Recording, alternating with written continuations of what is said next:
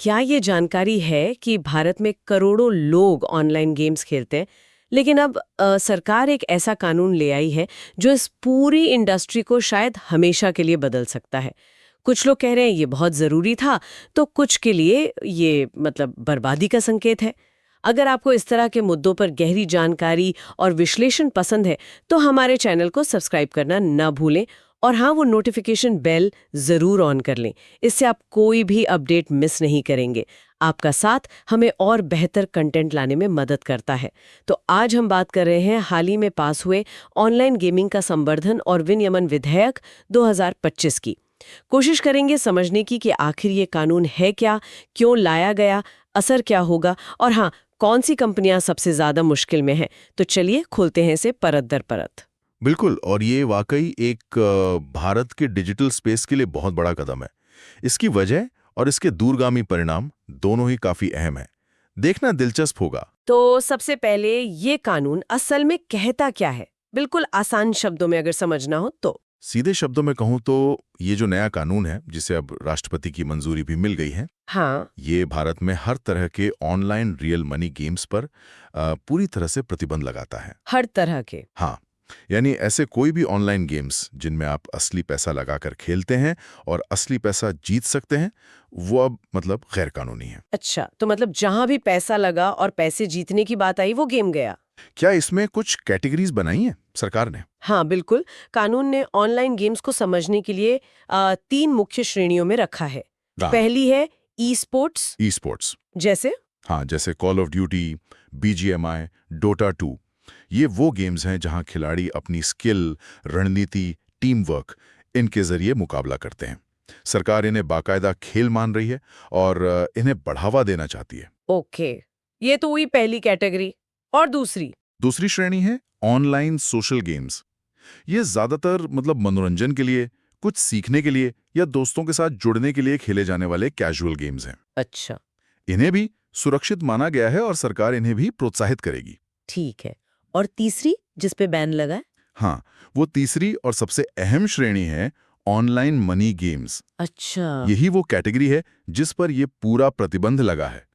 इसमें वो सारे गेम्स आ जाते हैं जहां खेलने के लिए पैसे देने होते हैं और बदले में नकद या किसी और रूप में पैसा जीतने का मौका होता है। अच्छा। और यहाँ ये बात ध्यान देने वाली है कि ये मायने नहीं रखता कि गेम स्किल पर आधारित है या किस्मत पर। ओहो, तो स्किल और चांस का फर्क खत्म। बिल्कुल, अगर पैसा इन्वॉल्व है तो वो मनी गेम है।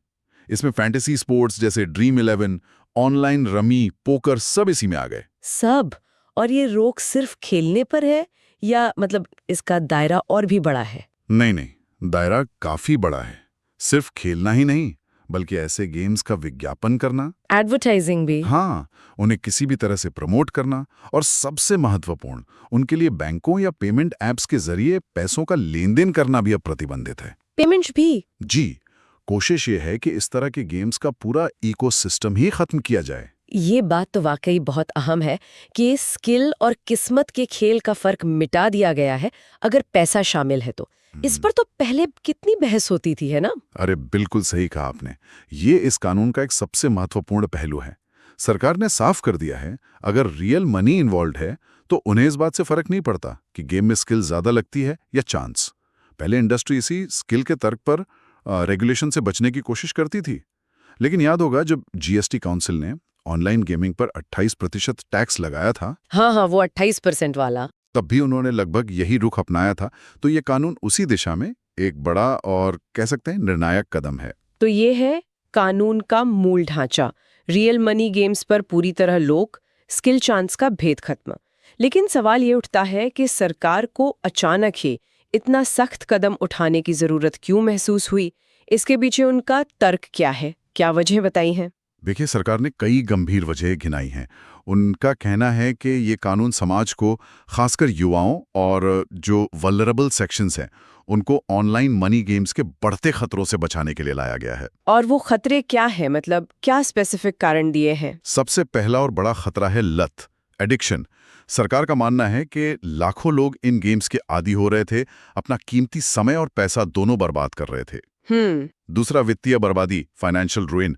रिपोर्ट्स और सरकारी आंकड़ों के मुताबिक कई परिवार अपनी सारी जमा पूंजी इन गेम्स में हार गए। सच में? हाँ, अनुमान है कि करीब 45 करोड़ लोग मतलब नकारात्मक रूप से प्रभावित हुए।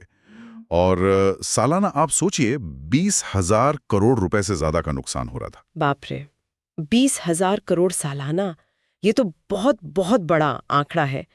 और शायद ये सिर्फ पैसों का नुकसान ही नहीं था, और भी दिक्कतें होंगी। बिल्कुल नहीं, सिर्फ पैसों का नहीं, इससे जुड़ा सामाजिक संकट, सोशल डिस्ट्रेस भी एक बड़ी वजह बताई गई है। इन गेम्स में पैसा हारने के दबाव में आत्महत्याओं जैसी दुखद घटनाएं भी सामने आई। आत्महत्याएं गेमिंग की वजह से? जी, जैसे कर्नाटक में पिछले 3 सालों में गेमिंग के कर्ज से जुड़ी 18 आत्महत्याएं रिपोर्ट हुई। मैसूर में तो एक ही परिवार के 3 लोगों ने 80 लाख रुपए हारने के बाद जान दे दी। हे भगवान। मध्य प्रदेश से भी एक 17 साल के लड़के की आत्महत्या की खबर आई, जिसने कोई 35,000 रुपए का नुकसान उठाया था। ये तो सिर्फ कुछ उदाहरण है जो रिपोर्ट हुए, असल तस्वीर शायद और भी भयावह हो। ये वाकई बहुत चिंताजनक बात है। क्या इनके अलावा भी कोई कारण दिए गए? अपराध वगैरह का भी कुछ एंगल था? हाँ बिल्कुल, इसके अलावा अपराध का एंगल भी है। सरकार का कहना है कि ये प्लेटफॉर्म्स धोखाधड़ी और मनी लॉन्ड्रिंग का जरिया बन रहे थे। Money laundering? हाँ, मतलब गैरकानूनी पैसे को सफेद बनाने के लिए इनका इस्तेमाल हो रहा था। और बात यही नहीं रुकी, जांच में राष्ट्रीय सुरक्षा से जुड़े खतरे भी सामने आए हैं। राष्ट्रीय सुरक्षा कैसे? पता चला कि कुछ प्लेटफॉर्म्स का इस्तेमाल टेरर फंडिंग और अवैध कम्युनिकेशन के लिए भी किया जा रहा था। अरे, ये तो बहुत गंभीर बात है। जी, तो सामाजिक, आर्थिक, आपराधिक और राष्ट्रीय सुरक्षा, सरकार ने कई मोर्चों पर खतरे गिनाए हैं। समझ गई। और इन तात्कालिक चिंताओं के साथ ये कानून मौजूदा कानूनी खामियों को भरने की कोशिश भी है। देखिए, भारत में जुआ और सट्टेबाजी तो पहले से प्रतिबंधित थे, लेकिन ये ऑनलाइन दुनिया काफी हद तक ग्रे एरिया बनी हुई थी। हाँ, वो रेगुलेशन नहीं था ठीक से। बिल्कुल, ये कानून उस ग्रे एरिया को खत्म करता है। इसे हम विश्व स्वास्थ्य संगठन WHO के कदम से भी जोड़ के देख सकते हैं, जिसने गेमिंग डिसऑर्डर को बाकायदा एक मानसिक स्वास्थ्य स्थिति माना है। लेकिन सरकार ये भी तो कह रही है कि वो गेमिंग सेक्टर के खिलाफ नहीं है। वो कह रहे हैं ई स्पोर्ट्स और सोशल गेम्स को बढ़ावा देंगे। प्रधानमंत्री ने खुद गेमर्स से मुलाकात भी की थी कुछ समय पहले। तो क्या ये एक तरह का बैलेंस बनाने की कोशिश है? सरकार का तो यही दावा है। उनका कहना है कि वो इनोवेशन और मनोरंजन वाली जो डिजिटल गेम्स हैं, उनको सट्टेबाजी, जुआ और शोषण करने वाले मनी गेम से अलग करना चाहते हैं। इसीलिए ई स्पोर्ट्स और AVGC, animation, visual effects, gaming, comics, इस सेक्टर को बढ़ावा देने की बात हो रही है। पर हाँ, ये संतुलन कितना सध पाएगा, ये देखने वाली बात होगी। असल चुनौती वही है। तो कानून आ गया, उसके पीछे की वजह भी हमने समझी। अब जरा जमीनी हकीकत पर आते हैं।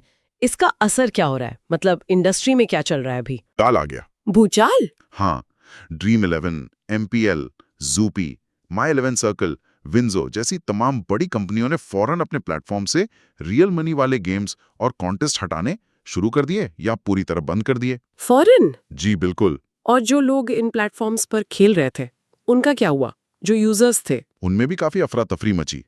लाखों यूजर्स अपने वॉलेट में पड़े पैसे निकालने की कोशिश में लग गए, इस डर से कि कहीं उनका पैसा फंस ना जाए। कई प्लेटफॉर्म्स ने तो बाकायदा यूजर्स को पैसे निकालने के लिए नोटिस भी जारी किए। अच्छा, ये तो हुआ रियल मनी गेम्स का हाल। लेकिन दूसरी तरफ सरकार कह रही है कि वो ई स्पोर्ट्स और सोशल गेम्स को पुश कर रही है। उसके लिए क्या कदम उठाए जा रहे हैं? हाँ, वो भी हो रहा है साथ साथ। ई स्पोर्ट्स को अब औपचारिक रूप से खेल का दर्जा मिल गया है। युवा मामले और खेल मंत्रालय इसके लिए नियम और मानक तय करेगा। सरकार ट्रेनिंग अकेडमियां, रिसर्च सेंटर बनाने और टेक्नोलॉजी प्लेटफॉर्म्स में मदद करने का वादा कर रही है। और जैसा आपने कहा, AVGC सेक्टर पे भी जोर है। उसके लिए मुंबई में Indian institute of creative technology खुला है और STPI के तहत देश भर में सेंटर्स ऑफ एक्सीलेंस खोले जा रहे हैं। लेकिन जाहिर है गेमिंग इंडस्ट्री तो इस बैन से खुश नहीं होगी। उनकी क्या प्रतिक्रियाएं, क्या कह रहे हैं वो लोग? वो बिल्कुल खुश नहीं है, बल्कि बेहद चिंतित हैं। इंडस्ट्री की जो बड़ी संस्थाएं हैं जैसे AIGF, EGF और FFS, इन्होंने बहुत कड़ी चेतावनी जारी की है। उनका सीधा कहना है कि ये पूरी तरह बैन इंडस्ट्री को खत्म कर देगा। खत्म कर देगा? ये तो बहुत बड़ा बयान है।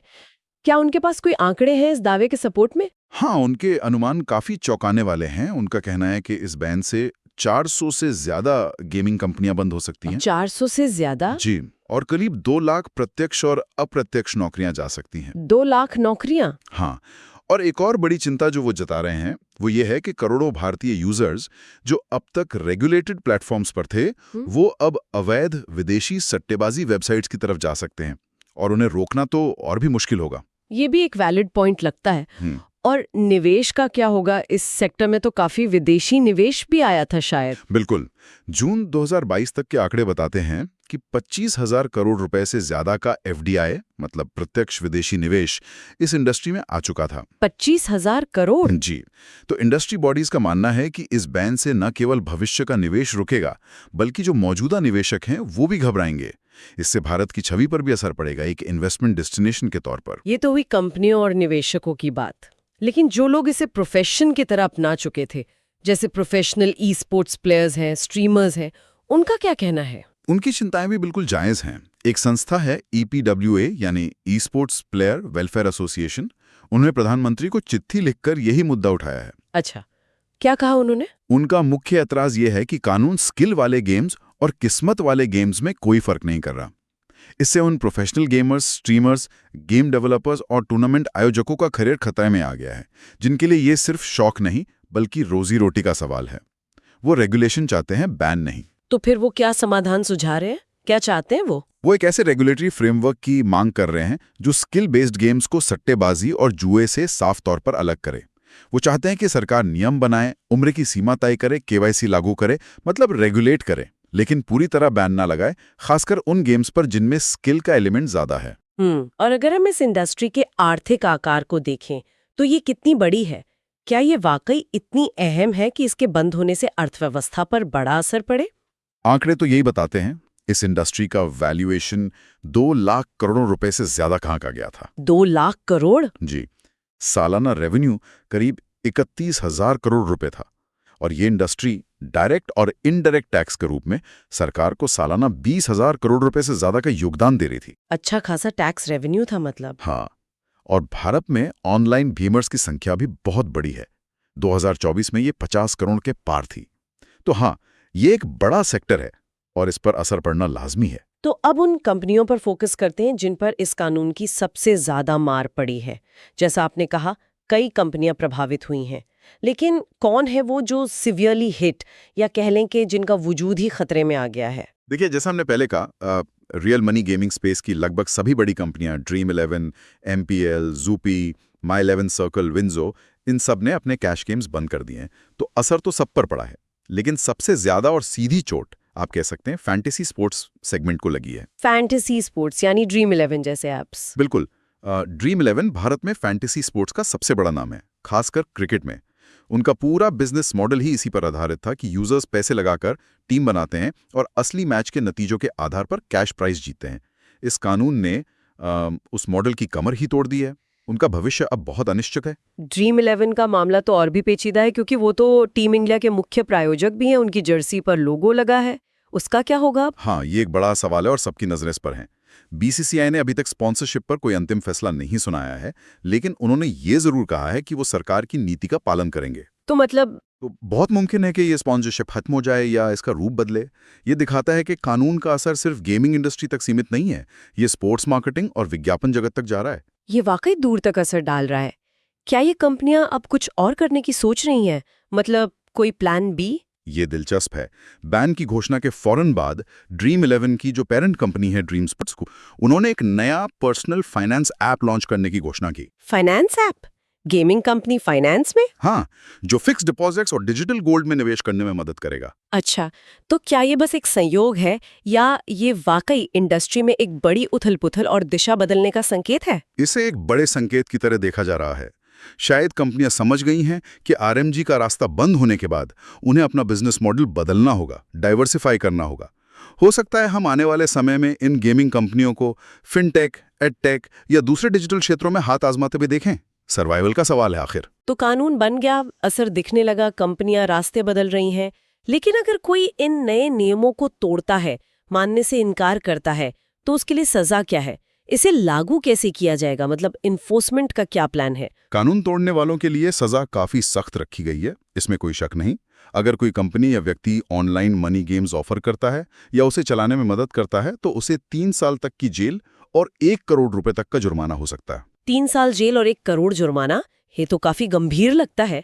और सिर्फ चलाने पर या विज्ञापन पर भी? विज्ञापन पर भी। सिर्फ गेम्स चलाने पर ही नहीं, उनका विज्ञापन करने पर भी सजा है।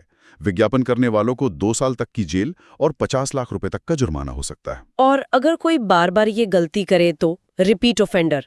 अपराध दोहराने पर सजा और भी ज्यादा कड़ी है। दूसरी बार ये उसके बाद पकड़े जाने पर 3 से 5 साल की जेल और 2 करोड़ रुपए तक का जुर्माना लग सकता है। बाप रे। यहाँ तक कि जो बैंक या पेमेंट गेटवे इन गैर कानूनी लेन देन में मदद करते पाए गए, उन पर भी 3 साल तक की जेल या 1 करोड़ रुपए का जुर्माना हो सकता है।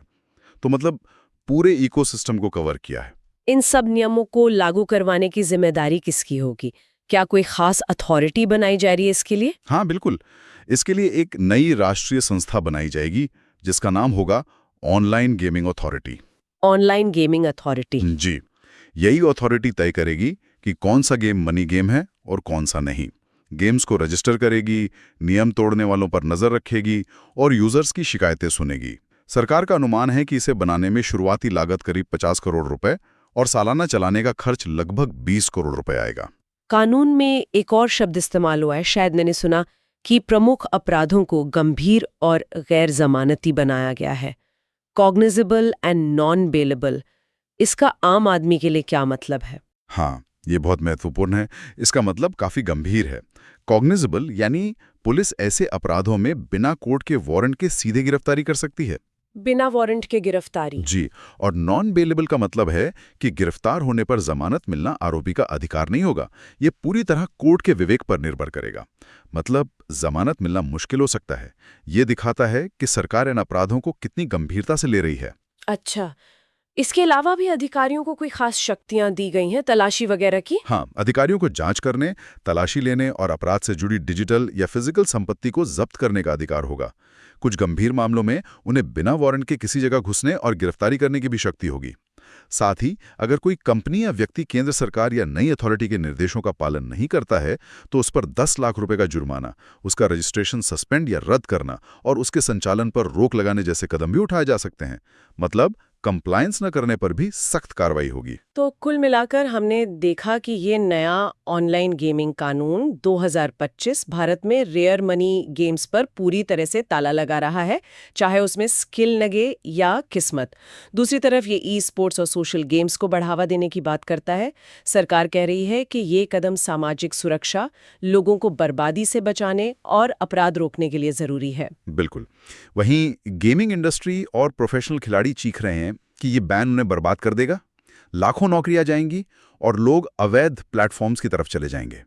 ड्रीम 11 जैसी बड़ी जानी मानी कंपनियां सीधे निशाने पर हैं और उन्हें अपना पूरा बिजनेस मॉडल बदलने पर मजबूर होना पड़ रहा है। कानून तोड़ने पर सजा बहुत कड़ी है और एक नई रेगुलेटरी बॉडी इसे लागू करेगी। यह है पूरा सार। बिल्कुल। इस पूरे मामले ने कई बड़े सवाल खड़े कर दिए हैं जिनके जवाब शायद इतनी आसानी से नहीं मिलेंगे, है ना?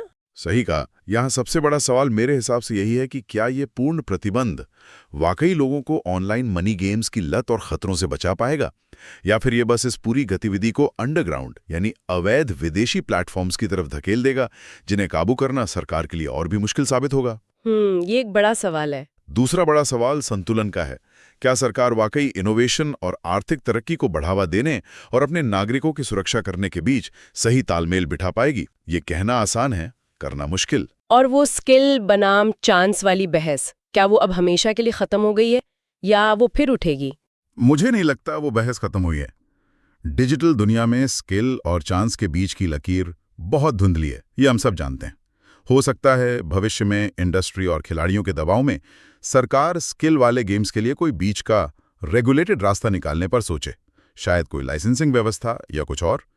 लेकिन फिलहाल भारत का ये सख्त कदम दुनिया भर में ऑनलाइन गेमिंग को रेगुलेट करने की बहस पर निश्चित रूप से गहरा असर डालेगा। ये देखना होगा कि दूसरे देश इससे क्या सीखते हैं और क्या प्रतिक्रिया देते हैं। ये तो आने वाला वक्त ही बताएगा कि इस कानून का ऊंट किस करवट बैठता है और भारतीय डिजिटल दुनिया पर इसका अंतिम प्रभाव क्या होता है। आज की इस गहरी चर्चा में हमारे साथ रहने के लिए धन्यवाद।